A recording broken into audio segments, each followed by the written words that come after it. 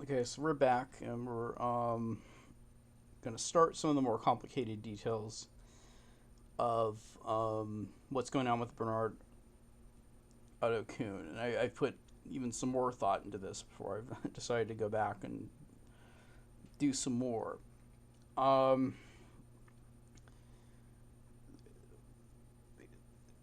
there's a lot of details that they, you know, Mr. Kuehn provided that puts him in a very tight corner as to what we can suppose about what was going on in his mind. Um, that will show that it's possible that he didn't intend to spy for the Japanese government and didn't actually supply any um, usable new information to the Japanese government that they would act upon that would actually do damage to this country. Now, in this comes some of the more is going to come some of the more complicated parts, and as it relates to Mr. Kuhn's testimony, in which the way he lays it out, unfortunately, um, he doesn't interdisperse the facts nicely or in a way that clear without a lot of thought clearly explains what the financial situation may have been at certain times when they were out of money, when they had money. It's just everything's, you know, he goes through.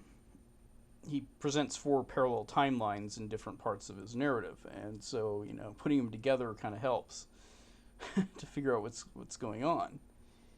And he also does a lot of name dropping. I've decided that I'm probably gonna refrain from reading the name dropping paragraphs, and I'm gonna refrain from reading the reiteration of the codes that he by his own admission admits to using. Um, Now I don't know what conditions he was under once he was captured, but he was captured December 8th along with his family. Right now on this timeline we're a few days away from actually I think we might have already, as far as the document dates are concerned, we may even have already, yeah, we're already past the bombing. This is really, right now I'm in the middle of reading portions of a memo that was written on December 26th by Agent Shevers, who is also pretty well involved with the Hawaiian population after Pearl Harbor.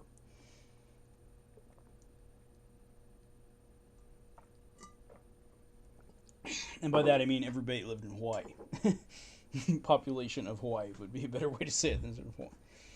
Um, so let me get specifics of what I believe had happened, because I need to outline this, and I've already did a lot in my last video, but I'm going to make sure I have this right, because every little detail has to line up or it's just nonsense. So the general circumstance was, and I've finally come to the conclusion that because of what I'm going to read here in the next paragraph, number one, at the end of my last video, I started to say, well, there may be reason to question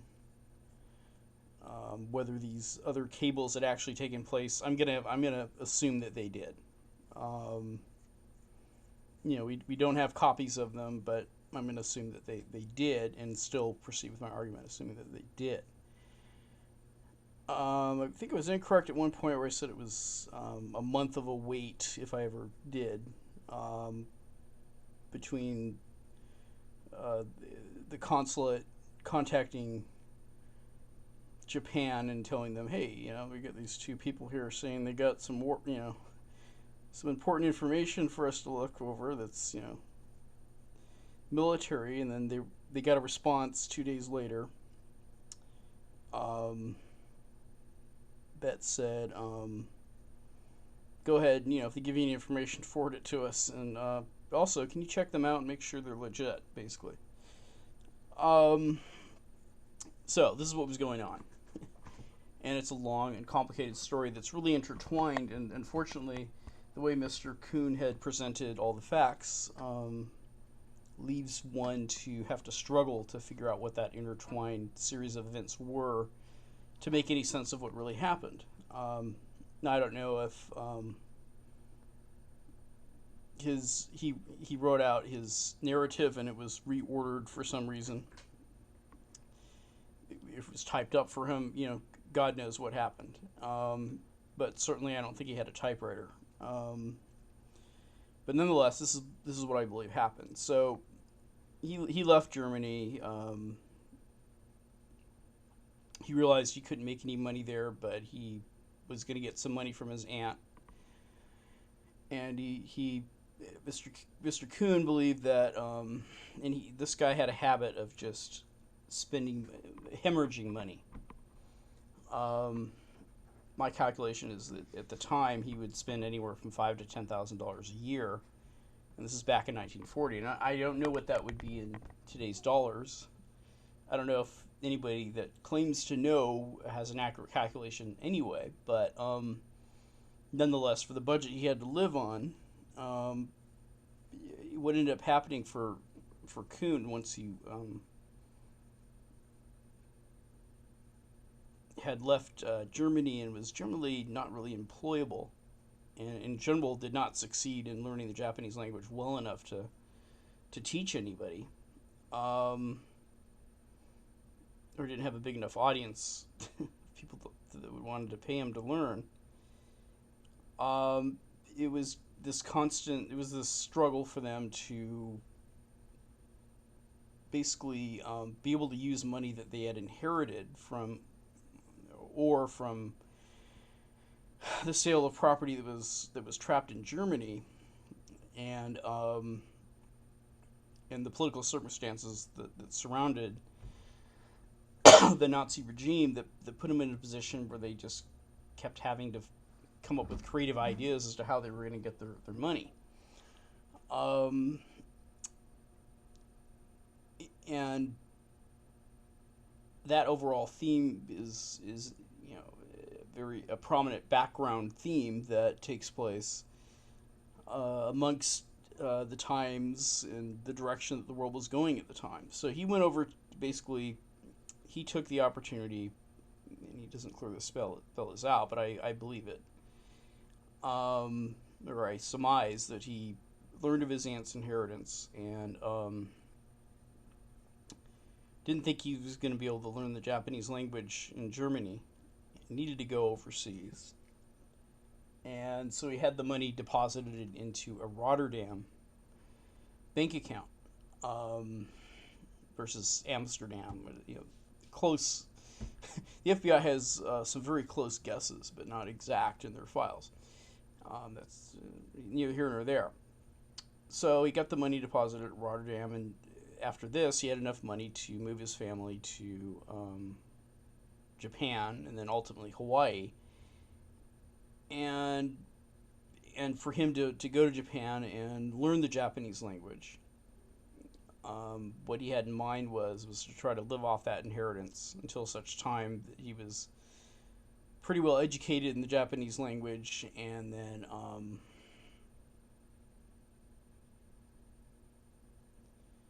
one would think start a business. And then the course of his life changed. But when he first went over to Japan, he happened to get the eye of a high Japanese official that I don't know much about Japanese politics at the time or who this person was. But this individual, after learning that Mr. Kuehn had a military background, and of course, this was either on the eve of or the non-aggression pact had already been signed with Germany.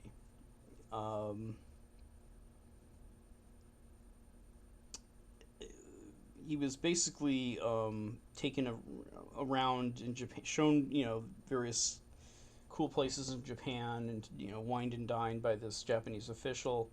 And then towards the end, the Japanese official asked him if he would like to spy for Japan, um, with regard to American naval activities. And this is all according to Kuehn. And according to Kuehn, he said no. And because he really didn't need the money at that point in time, he thought by the time, 20 of the $30,000 that remained, and he figured that of this $35,000 that he got, which would be in his testimony, was spent in Germany, and then the other 30 out after he left. So he wasn't really satisfied with the amount of Japanese he'd learned over in Japan, and went back to Hawaii. He made another trip over to Japan for immigration purposes, but before he left, he was asked whether he would spy for the Japanese. And when this Japanese official was told no, he didn't give up on the possibility that Mr. Kuehn would actually end up doing just that. So although Mr. Kuehn said no, the other guy left the door open for this possibility. Time passed, and the money ran out by the end of 1939. Mr. Kuehn had tried to start a business. It had failed. They started to scramble to try to figure out how they would get money. He'd lost 15 of the 30, half of the money on this furniture business. The other half they had lived off of. Initially, he had bought some homes, and then he actually had to refinance 2 of them, and things were getting pretty bad. So he and his wife talked, and she had some property in Germany. And I will say this, there was nothing preventing her from going back to Germany and conducting her monetary affairs over there. And that's an issue that is particularly important when it comes to getting this $500 delivered to her son, for reasons completely unclear. Other than that was just what she wanted to do. And the lengths they went to it is very hard to explain. But anyway, let's get back to it. So they're hemorrhaging money. They're just spending more money. The guy's not able to keep a job. For the past 10 years, he's been trying one thing, if not the other. Just nothing's working out for him. His wife isn't considering working, and until finally he's all tapped out. Meanwhile, their daughter is getting married to a man that was renting out their Atlantic High Beach house with the dormer window. And then he ended up going back just for a short period of time. Went back to Japan, apparently, according to him, having only her daughter only being exposed to this guy for very short periods of time, was apparently engaged to him. And this man went back to Shanghai, as the Shanghai individual I kept talking about. And then Mrs. Kuehn went over to Japan to meet with him to, I guess, sign the contract and get a down payment on the property she owned in Germany to sell to him. And the scheme was going to work was that he was going to end up keeping the property in Germany, and he would end up making installment payments to them over time. And the initial price was $40,000, but if and when the property was appraised, and if it came to below that, they would adjust the price. But to start with, this is April 1940. He was going to pay her $6,000, and meanwhile they were already up to their limit. They had pretty much almost no more money. She had to borrow money to go to Japan to do this deal. I don't remember the exact dollar amount, but it was over $1,000. So basically, she returned, paid back some, had to pay for the price of the trip, and I'm sure it was lavish. They did not have horse sense when it came to money. And so they had about $4,000 in April of at least 4,000 if there were other monies that remained, but I doubt it. um, and they were spending anywhere from $5,000 to $10,000 a year. It's probably, shall we say, fairer to say it was closer to five. Because you take the 30,000 he had, you divide that by, you take out the 15,000 you lost in the furniture company, you have 15,000 divided by three, there's 5,000 a year. So that's almost a year they're going to be able to live off of. But they also needed a way to get their money for the remaining down payments on the land. And their future son-in-law was saying that it was becoming too dangerous for him to meet with Mrs. Kuehn periodically to hand her big bags of money, and instead he wanted to go through some other party to deliver it to them so he wouldn't get in trouble. He'd have a cover. So he made arrangements for this guy that had made friends, so to speak, with Mr. Kuehn to deliver that money.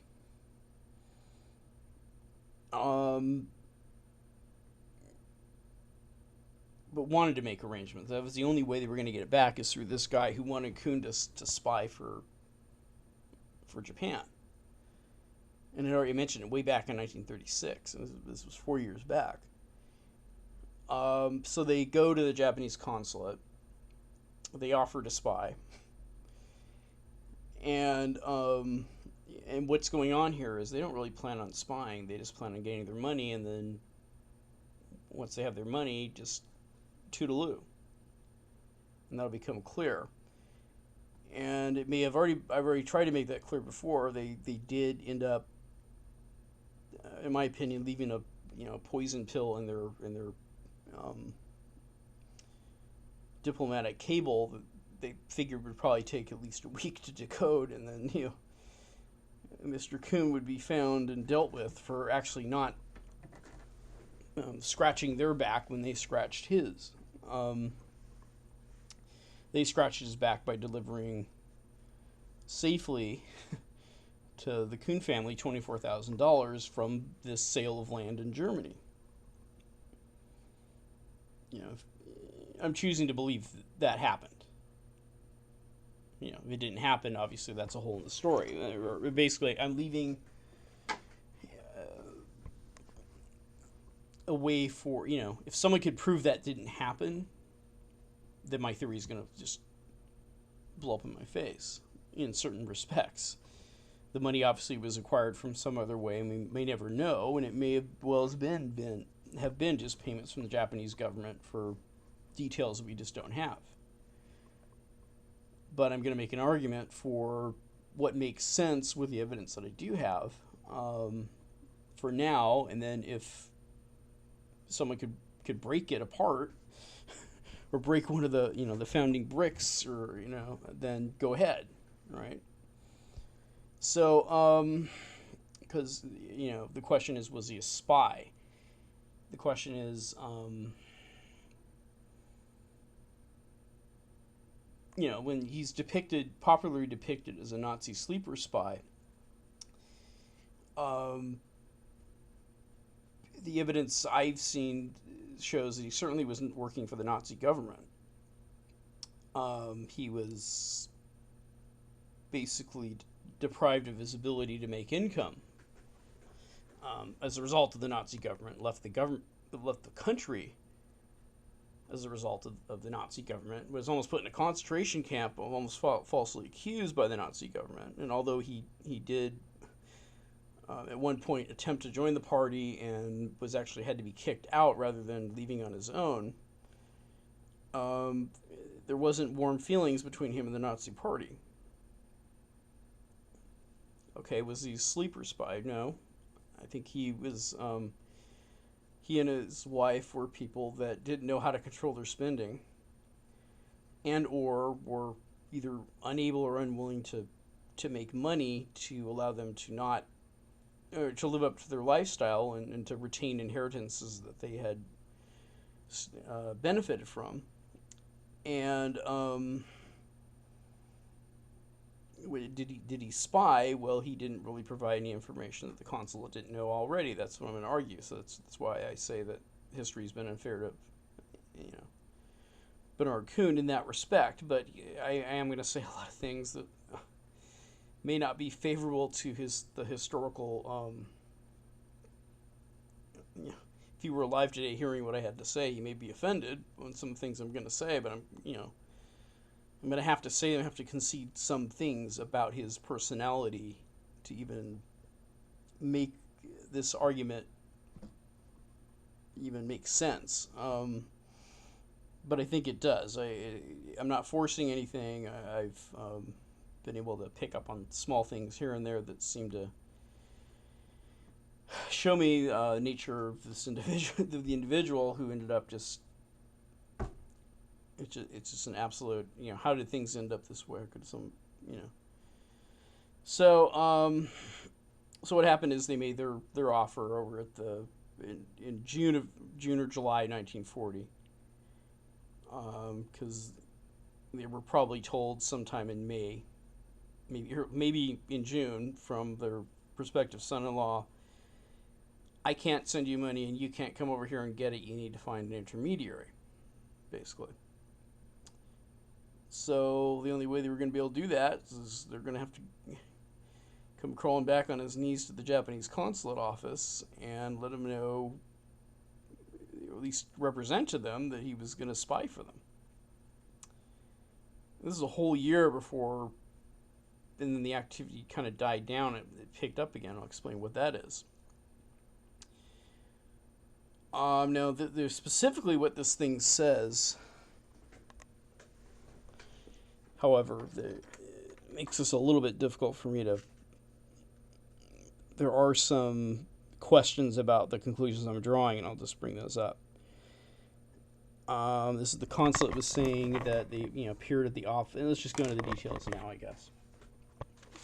We'll just start reading. Okay, so certain telegrams were exchanged between the Japanese consulate in Honolulu and Tokyo with reference to the Friedels. These messages, of course, were all in code, presumably the regularly Japanese diplomatic code. Several of the telegrams were interpreted and decoded. These decoded messages were transmitted to the Honolulu Field Division by the Bureau under date of November 29th, 1940, of which I don't see them in his file. A radiogram dated July 10th, 1940. So basically the Bureau was given a copy of the decoded messages that are not in the Freedom of Information Act file on November 29th, 1940, and the transmissions took place on July 10th, 1940. And let me look, see, make sure I don't have a November 29th, 1940.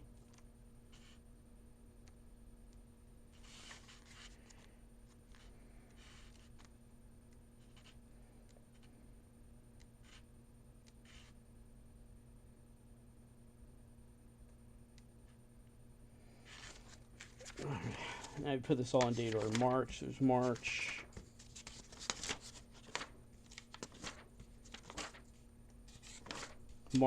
She's getting her luggage search. I don't even know what she was doing in Japan back in 1939. Still, this is all from. Here's November 24th.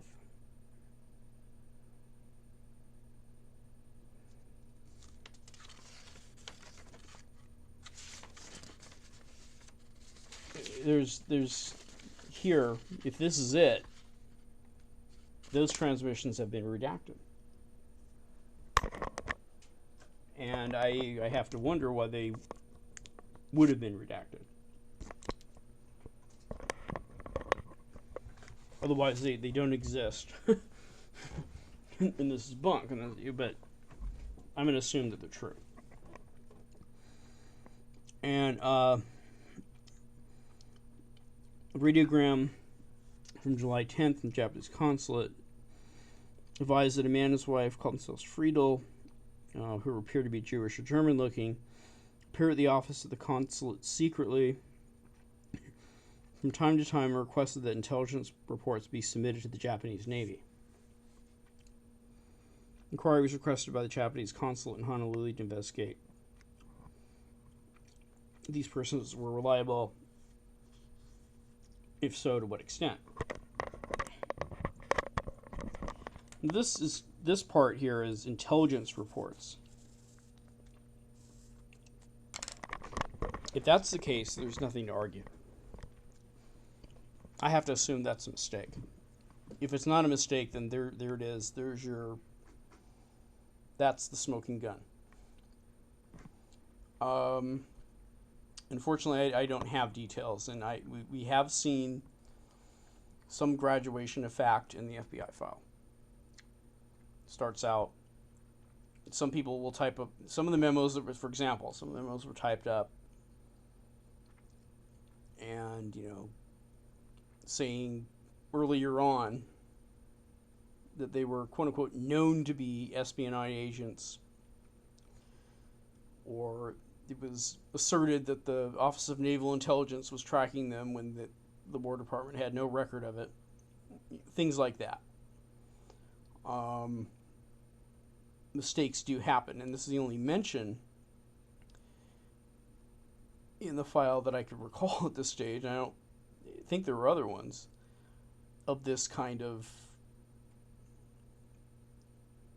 assertion, and for this I really would want to see the details. Okay, it's just a general statement. It doesn't, let's see. I want to see that in a Japanese cable with the words intelligence reports. You want to know it was translated accurately. If it does, then there's nothing to argue with. Literally, unless the intelligence reports were fake, which you can't prove or disprove whether intelligence reports given to the Japanese, whatever contents there would be, were fake. You have to concede at that point that he was spying. But the way this reads, however, that's odd. And the second paragraph is going to add a lot of clarity, and also is going to cut a few things off at the pass. To this, it sounds as if these people have just arrived at the consulate with intelligence reports of the Japanese in hand, unsolicited. It was never asked for. And they just walk in the office and go, here, you send this on to your country. That makes no sense whatsoever.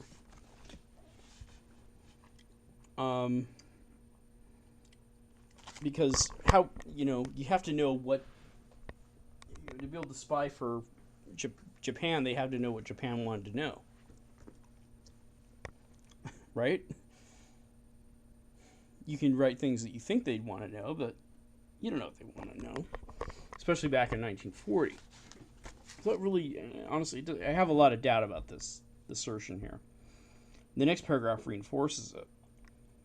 Under the date of July 12th, 1940, a radiogram was recorded advising the Honolulu Japanese consulate, it came from Tokyo, that they had made inquiry of the Navy and find they have no definite recollection of Frisdal, but they wish to advise in case any information furnished by Frisdal, it should be sent along by dispatch indicating it by some recognizable mark, and they will advise further as to handle it after the information has been looked over.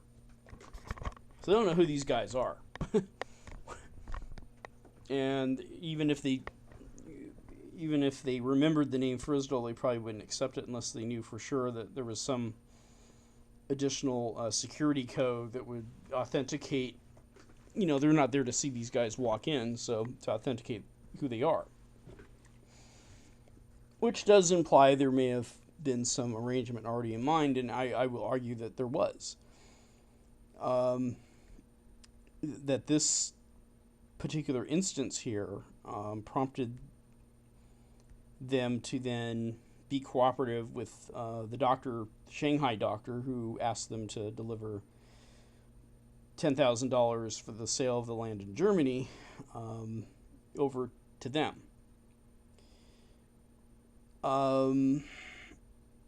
Now, there also is another problem that this doctor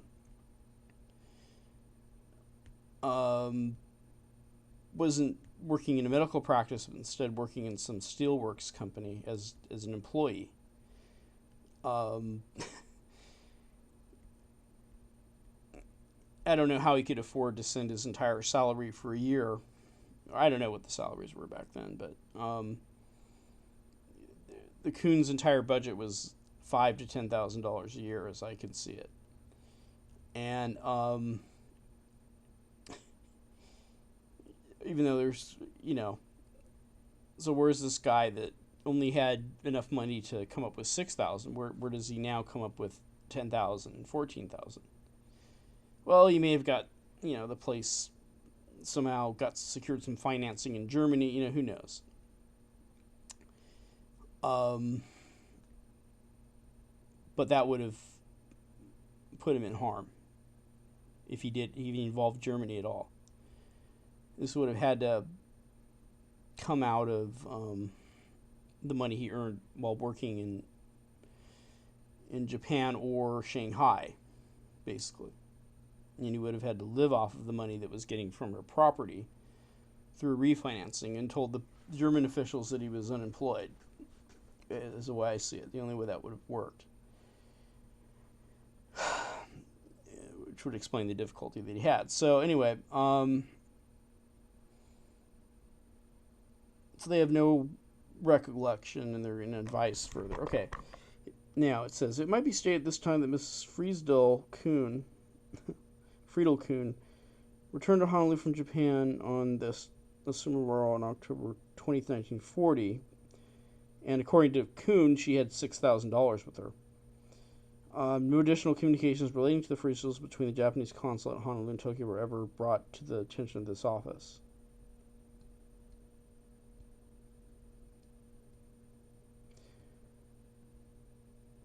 And that supports what I'm saying. I'm basically saying that they went over there, they made their promise. Oh, okay, we'll spy, basically. After saying no 4 years earlier. And Japanese go, okay, well, first we'll deliver this first $10,000 to show you that we deliver our part of the bargain. And then when they sent the second envelope, they had a note in there telling him to do a radio signal test. And what did Kuehn do? Handed the piece of paper, or wrote on a blank piece of paper and put it back in the envelope for the courier to tell his Japanese friend on the other end that he was not going to be able to he wasn't going to do it. And I guess at that point he probably thought he had all of his money. So it did put him in an awkward position later on when he went back to try to get them to deliver $500 to his son Leopold in Germany, and I'm really wondering about that.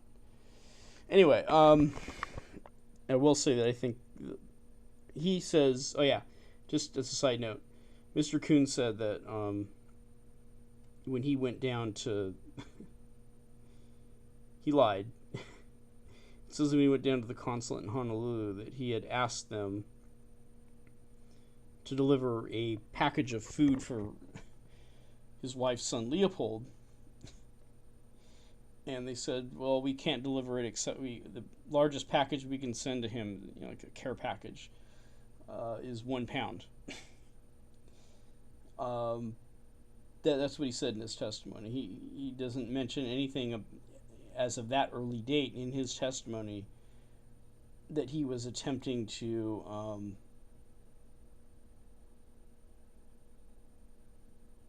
use Japanese hopes for them to spy on Americans, the Americans, as a tool to get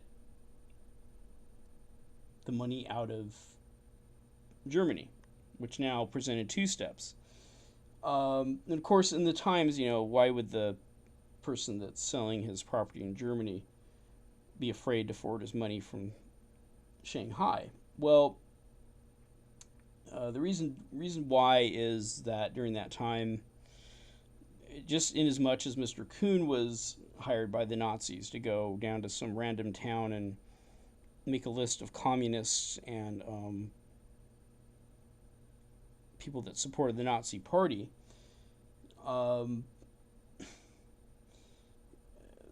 kind of thing happened all the time. And so if anybody saw Mrs. Kuehn showing up often in Japan, he was literally worried that if there were irregularities with his funds discovered, as with those size of funds, it could have happened, that they would draw the conclusion that he was breaking the law and exporting money out of Germany, which he was, at least German law, and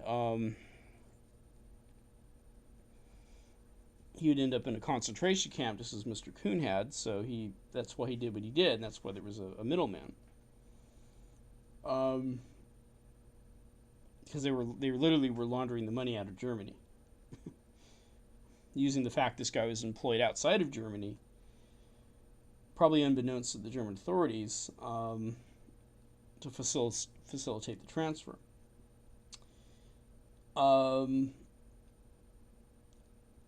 Okay, so now we get the only translations they actually provide in this Freedom of Information file are coming up. So translations of other messages received from Mackay Radio Company with both incoming and outgoing, which were passed between the Japanese consulate in Honolulu, Territory of Hawaii, and the foreign minister in Tokyo as follows. December 3rd, from the foreign minister to Kita. Strictly secret. Would like you to hold on your list of code words. Also, those used in connection with the radio broadcast. Right up until the last minute, when the break comes, burn immediately and wire us to that effect. And then on December 4th, Kita wires back and says that a light cruiser left. 1300, the fourth light cruiser of the Honolulu class hastily departed. On the 5th, Kita then wires and basically repeats what's over on this page. I'm not going to go over it again.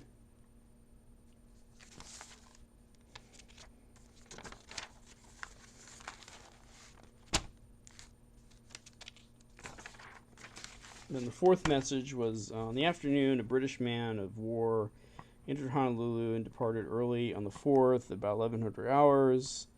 The stack had a 4-inch gun fort fore and aft. Immediately after entering the port, the crew went ashore and were retrieving mail at the British consulate. Okay, then December 6th, don't know why that's significant on the 4th, except for the fact that Kita was keeping track of stuff. He was able to observe things. More or less supports what I'm saying. If you assume that Kita couldn't see these things, you draw a different conclusion that this information was supplied to him. But again, we were in a war with Japan. The consulate may have been supplied this information by someone on the ground, or maybe if he hung out near the port once in a while, he might find these things out. Okay, then December 6th, Foreign Minister to the Consul in Honolulu, please inform us of any rumors of movements of warships after the 4th. Rumors is the important stage. Okay, so this here is just Mr.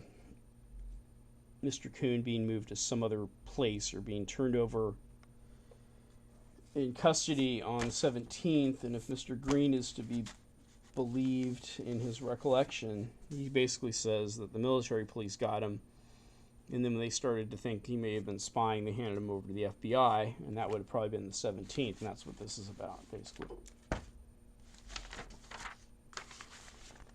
I don't see any reason why his recollection would be poor in that case, and I accept it. I accept most things. I'm just trying to read between the lines. Now we're going to read his whole narrative, and I'm going to try to comment on some things. And again, if I haven't said this, I'm probably going to skip some of his name dropping at some points, and definitely in the details of his codes, because this is very long. So on the 1st of 1942, Otto Kuehn make the following statement to J. Sterling Adams and Georgie Allen, special agents of the Federal Bureau of Investigation, knowing the same to be such. No threats, inducements, or promises of any kind were made to me. I make this report freely, volunteer, of my own free will. Otto Kuehn was born July 25th, 1895, Berlin, Germany. April 1913, I enlisted in the German Navy as a cadet on the training cruiser Hertha at Flensburg, Germany. After serving my training period, I was a midshipman on the German cruiser Blucher, in which I served in the war until January 24th, 1915, at which time I was captured by the British following a naval engagement in which the Blucher was sunk. I remained in the British camp as a prisoner of war until January 1918, which time, during exchange of prisoners, was sent to Holland, which I remained for the duration of the war. Following the armistice, I returned to Berlin and studied architecture for 3 months. Now, there's some things I'm going to point out here. It's going to be about the money. I'm going to hone in on it, and then we're going to go back and read this entire narrative, because the way he's got this laid out, it's hard to tell what the hell was going on and what his financial condition was, and I may even take some time to remind myself as I go through this damn thing. So,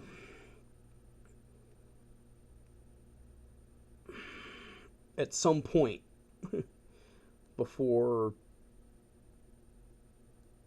1920, Kuehn had received $50,000 of cash from his dad.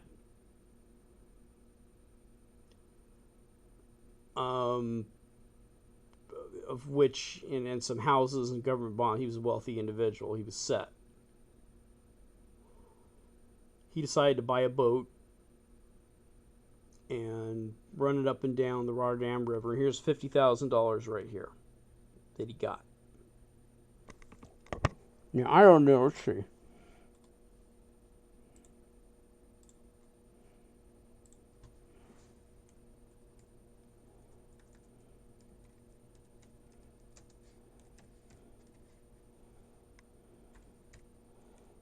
I know the Germans had just some horrific inflation after World War I. They have repayments, hyperinflation in the Weimar Republic. But that basically took place between June 1921 and January 1924. It wasn't until another 10 years that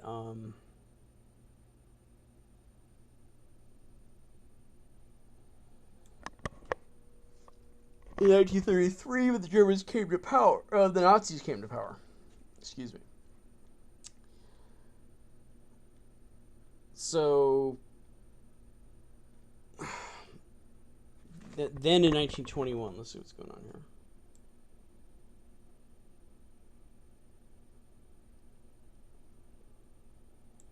So according to Kuehn, if I read this right, he doesn't have the exact date attached to it, but he eventually says that he almost implies that he bought a boat for $50,000, crashed it in the reef, and sold it for $2 million. I'm not quite sure that's true. But this was during 1920, before the hyperinflation took hold. And by 1921, he was in need of an income. So he started working with Siemens, and he'd also gotten married to his wife, but she's got that scattered down there. The next bit of money he's going to talk about is way buried and way down here after you're exhausted from reading his almost OCD detail.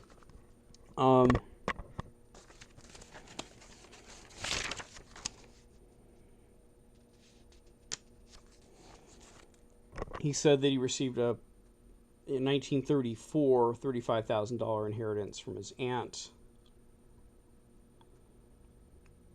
And I gather from his other accounts that he has in here, he spent 5,000 of it before he left Germany,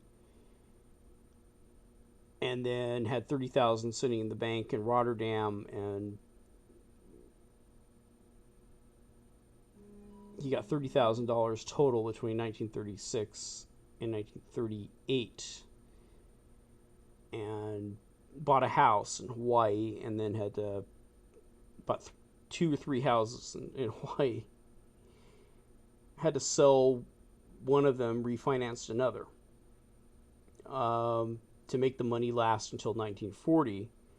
And then in the spring of 1940, that's when his wife went over to make the deal with the then future, or the then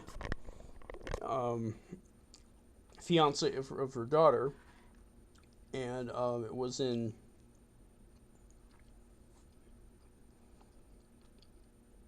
(1940) when the guy shows up with money.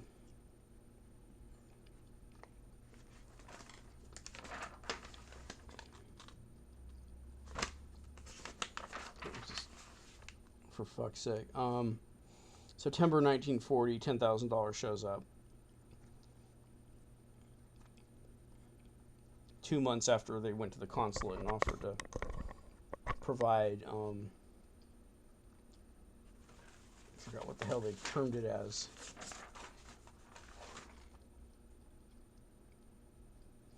Intelligence reports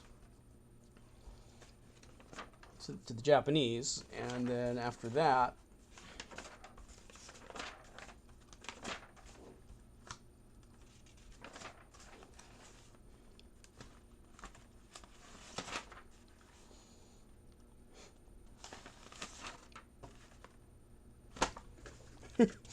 getting me annoying.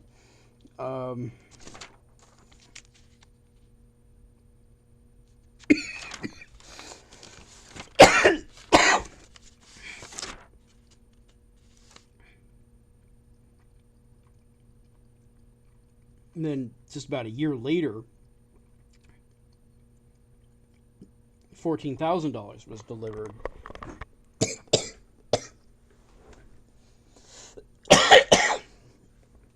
And then all of a sudden, once the money's delivered, their daughter is no longer engaged to Dr. Homburg. Mr. Kuehn tells the deliverer of the funds to deliver a note back to the consulate which says he's not going to do any spying for them, and moves on.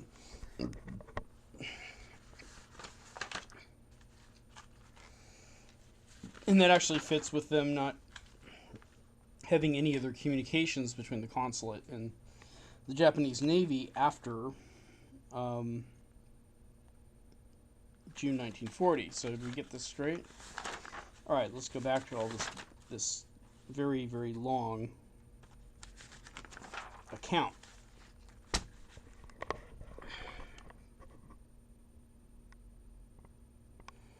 Following the armistice, I returned to Berlin and studied architecture for 3 months. Following this, I again entered naval service as a lieutenant aboard the Wittelsbach, the mothership of the Minesweeper flotilla.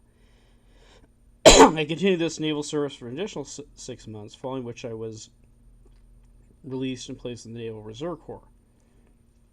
I then took up the study of medicine at the University of Berlin and at the University of Munich. Continued this for a period of 1.5 years. During this time, 1920, I married my present wife, Friedel, in Munich. Shortly after before my marriage, I purchased this 500-ton sail freighter, which operated between Finland and Rotterdam. My father had previously left me an inheritance about $50,000 in cash, as well as a number of houses and government bonds. The sail freighter, known as the Antares, ran on a reef, after which I sold the boat for about $2,000. So he might have still had some of that money left. Who knows? but now he's looking for income that's a little more dependable. In 1921, I began working with Siemens, a machinery concern engaged in manufacturing of heavy motors. I continued this employment serving as a plant inspection man for about a year, following which I entered training with the same company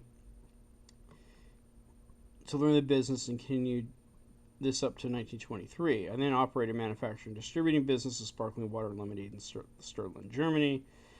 Operating less than a year afterwards, I returned to Berlin, was employed as inspector for Parmersche Murieren, which the business consisted in dairy products, and I continued with this work till 1928.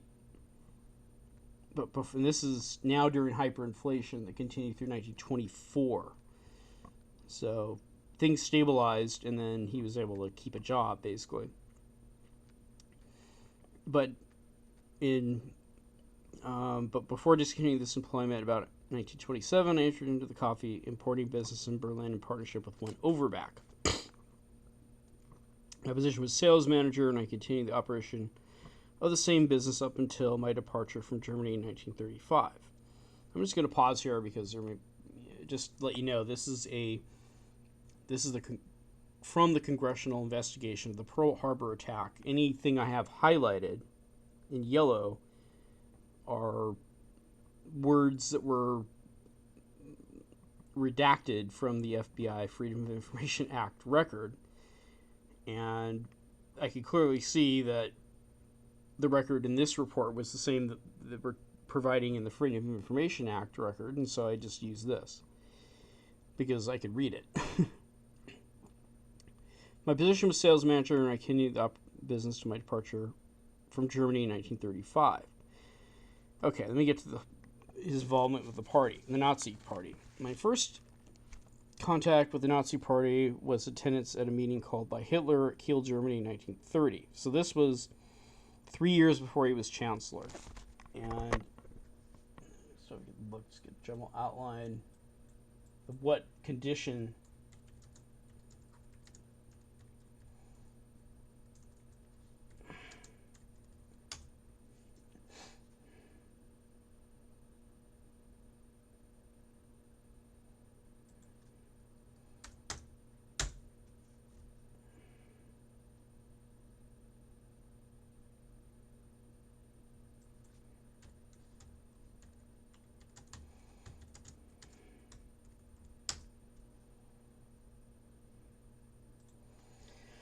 when we look at Hitler's rise to power, basically,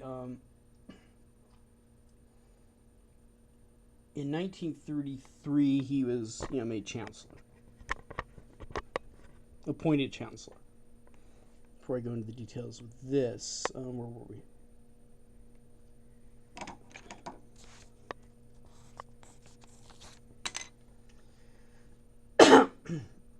This article describes Hitler's rise to power, and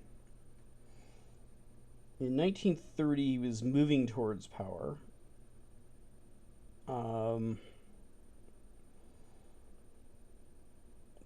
Hitler had made some great gains in the 1930 election,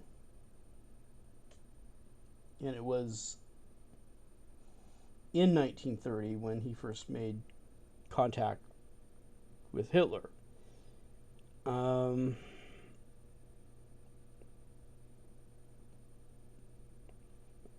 it wasn't until the July 1932 elections the Nazis had the largest party presence in the German parliament, and usually that means the leader of the party will be appointed prime minister or something, and Otto von Bismarck didn't want to do this, but he realized he had to as a matter of, and then the rest is history. So, getting back to this, in 1930, he spoke at a meeting.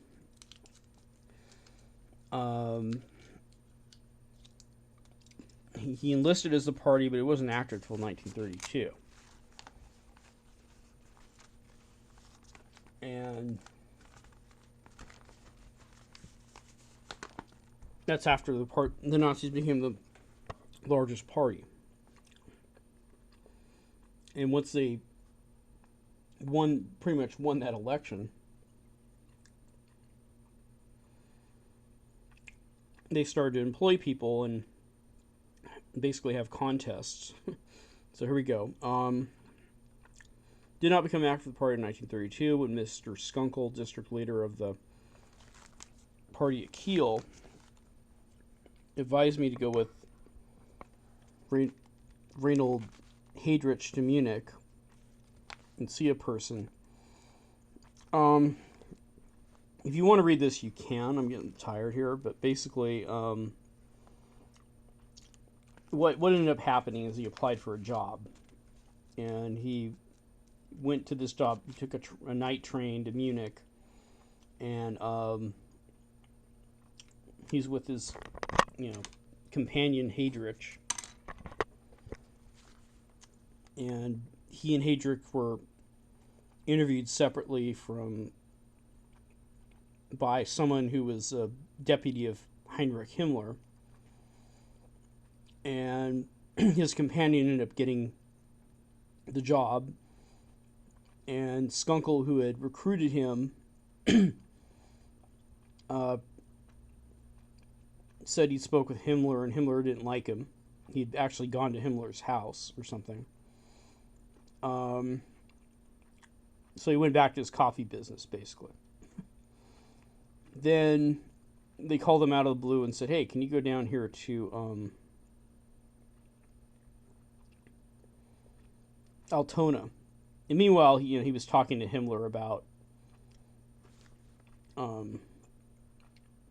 how Germany could rid itself of communism. Himmler didn't like him. Okay. Then, so he went down to the Altona Police Department, and he was employed to basically spy on the people that lived in Altona and its police department to find out who were actually the real Nazis in the Altona Police Department, whatever that means, or ascertain who was pro-Nazi, and figure out who the communists were amongst the police department there. So all he was able to do was figure out that the chief of police, that was also a party member, was quote immoral in his private life. That was a result of his investigation, or the major result of his investigation. Meanwhile, he's doing something that I completely do not support and think is horrible. Spying on citizens to see their political leanings and punish them if they aren't falling in line with not being watched. According, it's just horrible. But anyway, this caused him some trouble, and they fired him, and so then he went back to his coffee business. Meanwhile, he was on their shit list, but they really didn't have a reason to get rid of him until a Jewish friend of his, Paulson, went over to his house, and the party was notified, and then he ended up in a concentration camp, and his son and Mr. Brucker, whoever that is, and his wife had to have longer conversations with party members about how he wasn't a bad guy and get him released, and he found he was, or explain away this incident.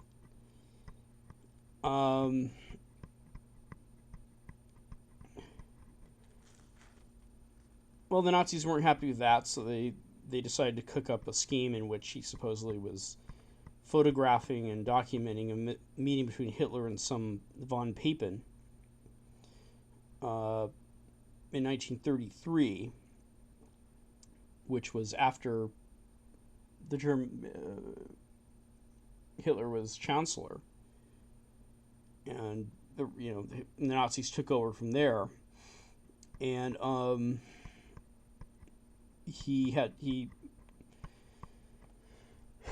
shockingly, he won his case in court, and then he returned to his coffee business, but it failed because he wasn't a member of the Nazi Party, and so he ended up switching professions and writing articles about the Far East and their culture and politics.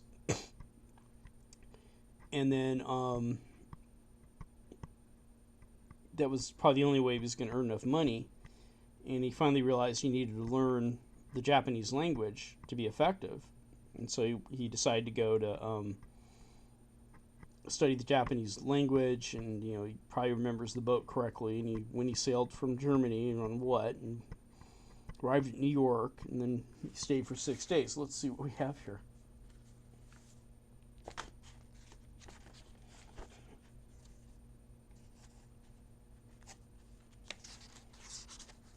I actually did not find. Yeah, I don't believe I found a passenger list for that excursion. But without a doubt, he did take a boat to New York, and as he says here, he traveled across country by train to San Francisco. Then he goes to the German consulate and asked, are there any Germans in Honolulu I can get in touch with? And they said, well, Dr. Arthur Herman lives there. And then he sailed from San Francisco with his wife, and he left the kids in Germany. Talked to Dr. Horman, who told him to stay in the Brooklyn Hotel, which is kind of backwards. I mean, this man seems to be used to spending lavish amounts of money. He probably, while he was employed, was in Germany when he worked for Siemens and all his other companies, was slowly seeing the money his dad had left him decline and finally dissipate.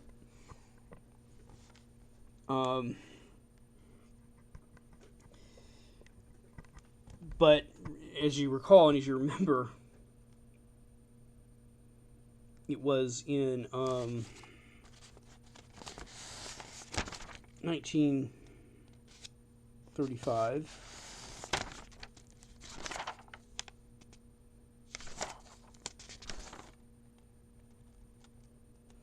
Oh, sorry, 1934, when he got his money from his aunt. So he skips 1935 here for some reason. So his first withdrawal from his aunt's estate lasted, I suppose, till 1936, and allowed him to travel over to Hawaii and live, stay in a lavish hotel. And he knew he could draw more money, and he did in 1936 when it ran out. And then 1937, and he was staying at a hotel for, God, a long time. And then now he just starts dropping names of all these people he met at the hotel. Name dropping as if it's going to bolster his credit. And this is an aspect of his personality that needs to be explored.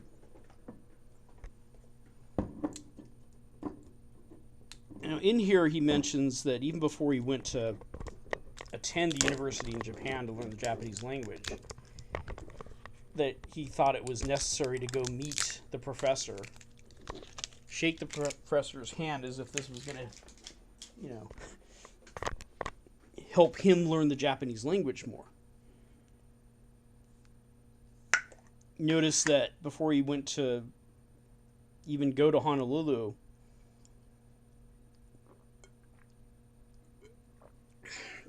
somehow this guy thinks that if he simply talks to someone, that they're suddenly his friend, and that they're loyal to him, and if he needs help, they'll provide it. It's not always the case. Sometimes that's true, and sometimes it's not. And sometimes it's just, okay, there's some guy, and they forget about him, but to him it's a big deal. And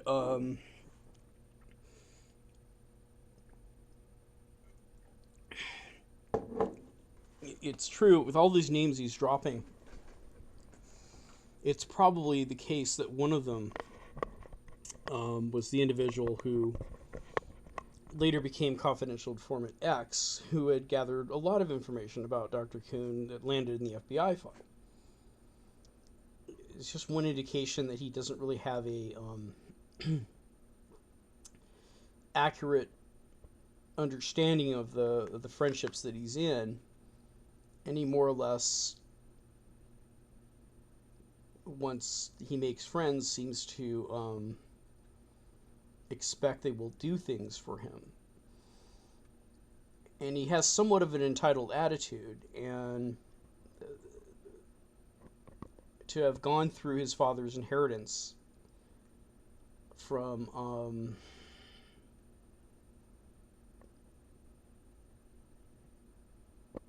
1920 to end up in 1930, $50,000 in that day, and and have been employed concurrently, and to end up having to work for the Nazis, such a horrible job.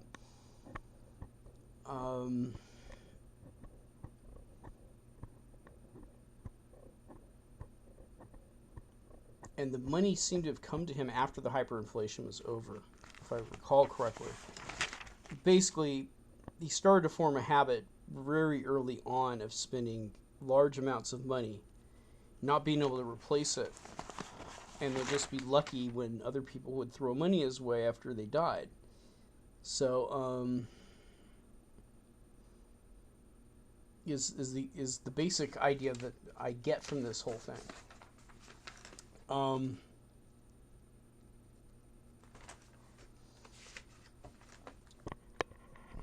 Get some more of the important things.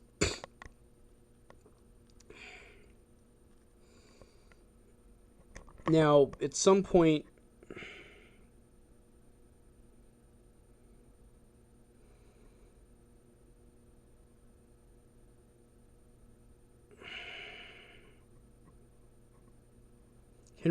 he knew some guy named Henry B. Walter. Was a neighbor of his, and he met someone named Heinz Ponges, who worked for the Roaching Steel Works, a German firm but stationed in Tokyo. And for him, Dr. Homburg, who was said to be, in somewhere here, the fiance of his daughter Ruth, and he says he met Dr. Homburg through his daughter Ruth. And then Dr. Homburg is visited a few times, 2 or 3 weeks here and there, and had a one-night stopover at some point in 1937, 1938.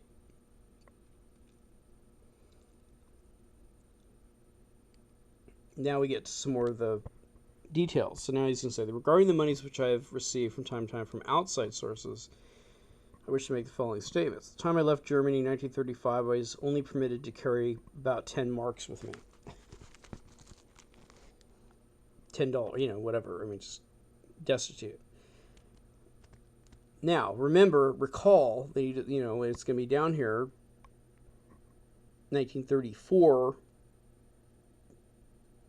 he had some money from his aunt. He may not have spent it all, but he probably did before he decided to leave. So I don't know what the hell he did for money in 1935.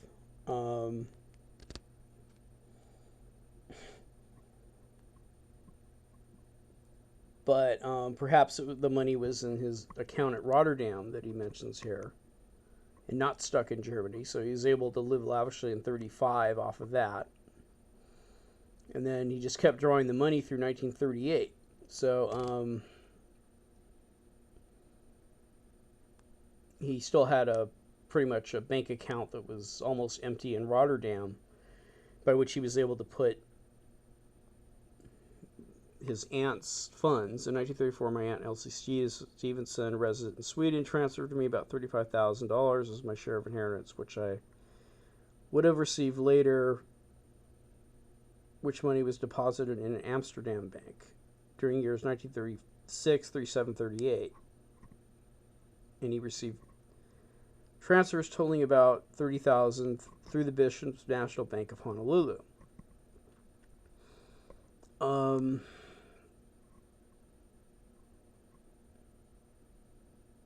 Was unable to get any additional funds from Holland since 1938. From 1938 to the spring of 1940, I received no additional funds from the outside, and as a result, was forced to sell one of my wife's homes, which was actually the home he bought in 1937, at Kaluma, as well as mortgage my wife's other Kaluma residence and Lanakai residence. I had previously acquired these three pieces of property during 1937.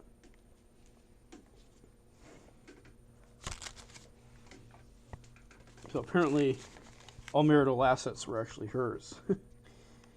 Then, in the spring of 1940, my wife, Friedel, planned a trip to Japan in order to make arrangements with Dr. Homburg of the German steel firm Merching Steelworks, Tokyo, Japan, for further funds. At that time, she borrowed money from the bank on Dr. Maurice Gordon's signature. Don't know how much that was. My wife made arrangements with Dr. Homburg to transfer her property in Germany to him for consideration of $440,000. However, he was first to have the inquiry made in Germany to determine the value of the property and arrive at the exact figure, but in the meantime, he advanced $6,000 on account. She brought the $6,000 in cash with her in person. Upon reaching Honolulu, my wife told me that Dr. Homburg had promised to send more money after the lapse of 5 months. Now, I want to go back. In packet number 1, there was this snippet of her making a statement regarding how $30,000 of hers was spent, and she was going to squirrel away $1,800 in some account on some date, and I want to know what that was.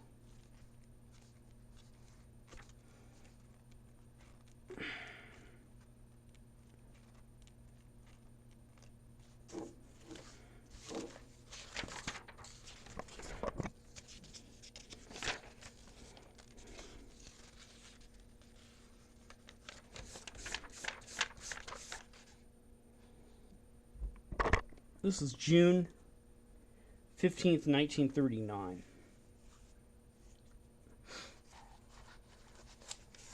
And all she says that it was her $30,000 that was spent. This was a whole year before she was desperate enough to go to Germany and attempt to sell Japan and sell some of her German lands to Dr. Homburg. But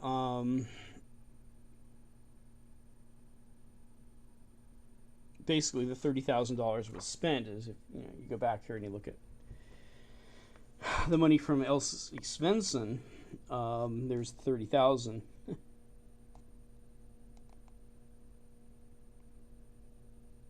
And he makes a very queer statement. But when he says, I've been unable to get any additional funds from Holland since 1938, what he means is that the money was all spent up.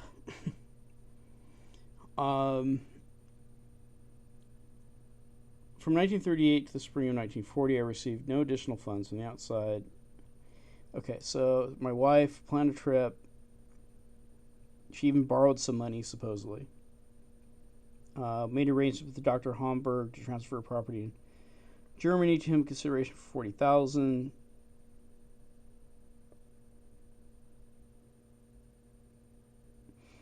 He advanced $6,000, and she brought the $6,000 cash with her back to Honolulu, and this was towards the end of April, and then 2 months later they show up at the consulate offering to spy for them,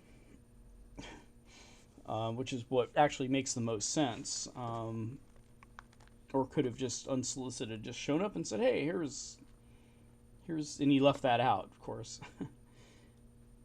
Here's some war plans. He left that part out, and then he skips to about 5 months later, in September 1940. An additional $10,000 in cash was bought by Mr. Kai aboard the Chichimaro from Dr. Homburg. My wife had previously made the acquaintance of Mr. Kai on board the Akusa Maru on a trip from Shanghai to Germany in 1936. All right, let's see if we got her going there in 1936. Do we? Yeah, we do. Friedel Kuehn,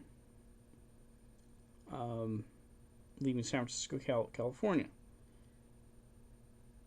Don't know what she was doing there specifically. I think he might have been in Japan. There's so many facts to consider.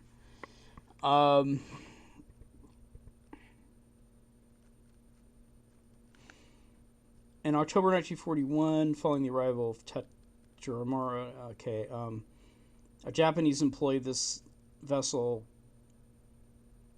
went to his house and dropped off $14,000 in $100 bills. At the time the package was delivered by this Japanese, he remarked that it was from Dr. Homburg. The name of this Japanese is unknown to me, and I've seen him ever since. The money was afterwards given by me to my wife, and I don't know where she has it hidden. However, we have no time to deposit the amounts in the banks, except for carry a very small account. That doesn't make. I don't think he's hidden it. Well, this was October 1941, I guess, right? So this $10,000 would have lasted September to October 1941, and then when this is the last payment from Dr. Homburg, assuming that he was only going to pay $30,000, which is not stated. Conceivably, there could be another $10,000 due.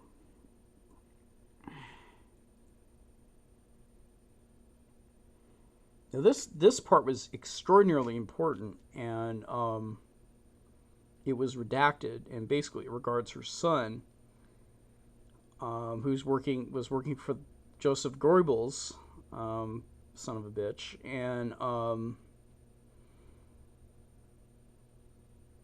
he said that his wife kept insisting on sending him packets of food or a monthly allowance of 50 marks, as if he was a kid.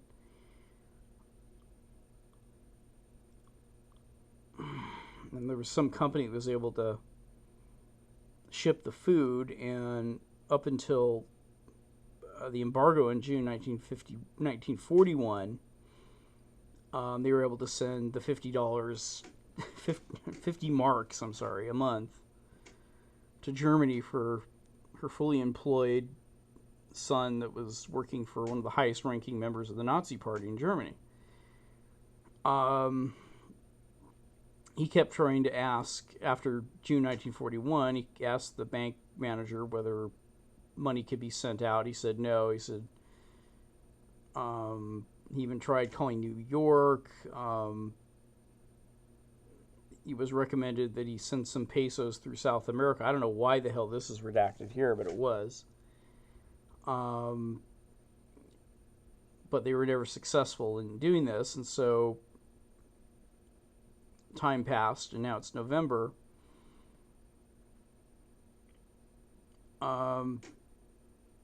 He thought that maybe, even though he turned down the Japanese consulate's request for him to spy on the Americans after being his, delivery boy and delivering $24,000 without taking a penny to him. They delivered $24,000 to him, and they didn't take a penny from it, all on the hope that he would spy for them. And he wrote a note and said he wouldn't do it, stuck it in the envelope, and forgot about them. But now all of a sudden, since his wife keeps insisting on sending the 50 mark allowance, and he's having some difficulty in his household, he decides he's going to see if he could play the Japanese consulate once again and get them to deliver $500 to his stepson in Germany. The first part of November 1941, after talking the matter over with my wife Friedel, I went to the Japanese consulate in Honolulu and asked them to send money to my son Leopold in Germany through the Yokohama Specie Bank. They advised me at this time that they would inquire at the Yokohama Specie Bank to see if it was possible. Now, why are there, it's just like this guy goes in, and all of a sudden, the Japanese consul is his, personal servant, supposed to make phone calls for him? I don't know. I spoke to one of the vice consuls at this time, name I do not recall. This was my first visit to the Japanese consulate since the summer of 1940. Aha, so he admits he was there, but he didn't say what he did. And I had been to see a member of the consulate staff to find out if it would be possible to send a large package of food. This I do not believe. What I believe is he tried, basically, he went over there and represented he would spy for them, so they would deliver the money. They did. Then he forgot about them. And then he suddenly needs them again, and so now he comes up with this bullshit food store. I mean, who's going to send a large package of food on a Japanese liner to his son in Germany via Japan and Russia? I advised at this time to make inquiry with the Japanese Chamber above, and they said they can only send a 1 pound package. He said, if you want to send food, why don't you? And that's what he said happened. That instead, the Japanese consulate clearly had sent a message back to Japan saying, "Hey, this guy wants to spy for us." So that's a lie. He lied right here. So it seems to me he's trying to make it look like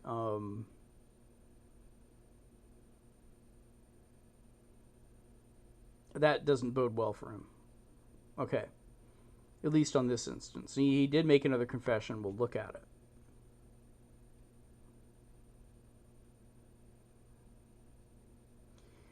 About 2 or 3 days after my first visit to the consul in late November 1941, I returned. At this time, I spoke to a man sitting behind the large desk at the back of the room to the left of the entrance of the consulate. He and I went across the hall to the second room on the right front of the consulate. At that time, he refused to send any money to my son, and I offered just because he'd already burned him. Never could do him any favors. They've already been his. The Japanese consulate is not this guy's personal courier, and is not going to keep acting upon broken promises. So he said, "Yeah, I refuse to do it." Then he goes, okay, I'll help you. At this time he refused to send any money to my son, and I offered to assist him in the consulate obtaining information that they might be interested in.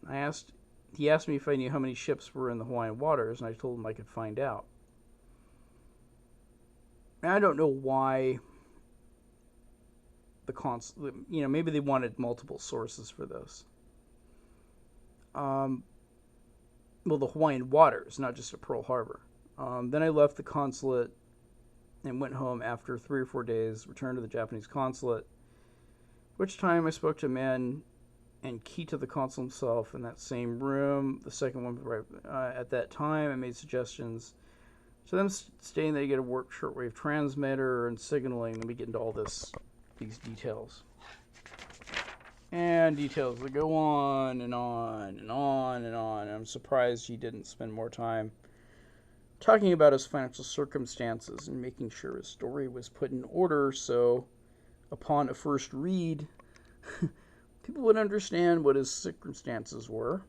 Anyway, so we keep this whole thing, and then there's this radio station want ads program. The whole page is about signals. All the way in, how we had a P.O. box and address it to Jimmy. So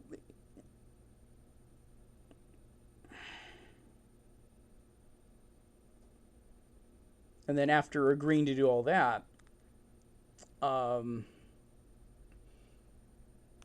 with a myriad of details, garbage fires, whatever,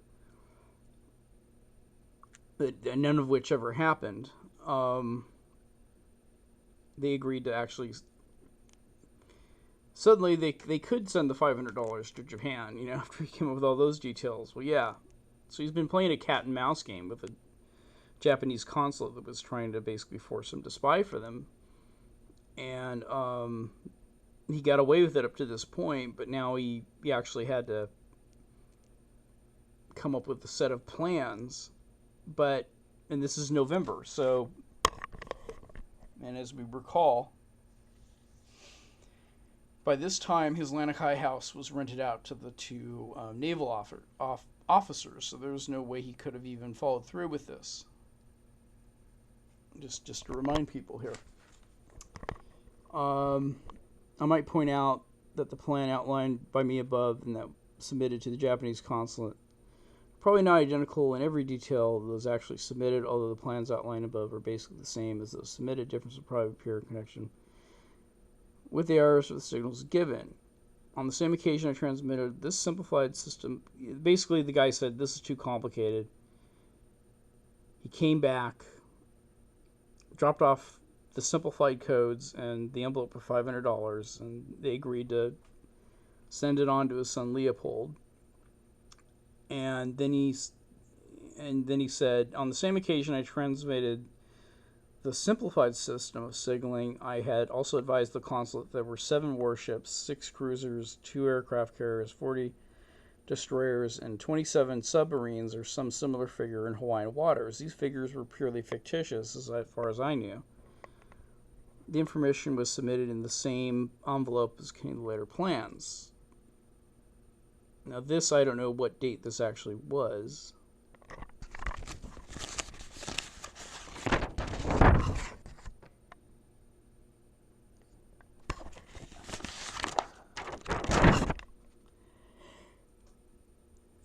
Early in November 1941.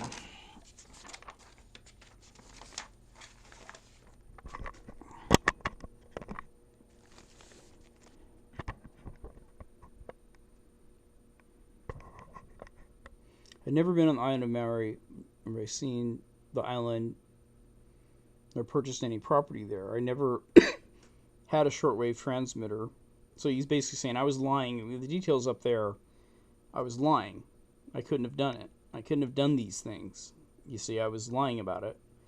And my Lanikai beach house is rented to Army people. I might state that Carl Basler has no knowledge of my plans submitted to the Japanese consulate. Matter of fact, I have not seen him or his wife since they departed from Honolulu, September 1941. Further, I have no correspondence with, except one letter received from Miss Basler about October 1941. I rented my Lanikai residence on November 1st to 2 couples, one an Army doctor about age 30, the other employee with the engineers about the same age, both of which have been transferred from Schofield Barracks to Kenoshi. I cannot recall the names of the individuals at the present time. The above statement consists of 11 pages and read by me. Okay. Now they had him do another, 3 days later, had him do another one.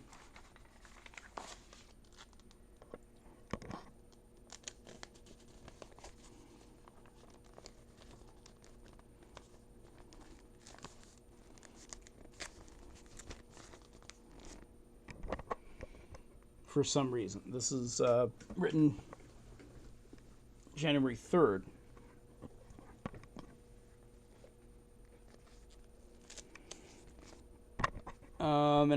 This is a lot to go through. Now, this is the details that he didn't provide in the first one that I had mentioned at the beginning of this recording. Let me see how far I've gone here.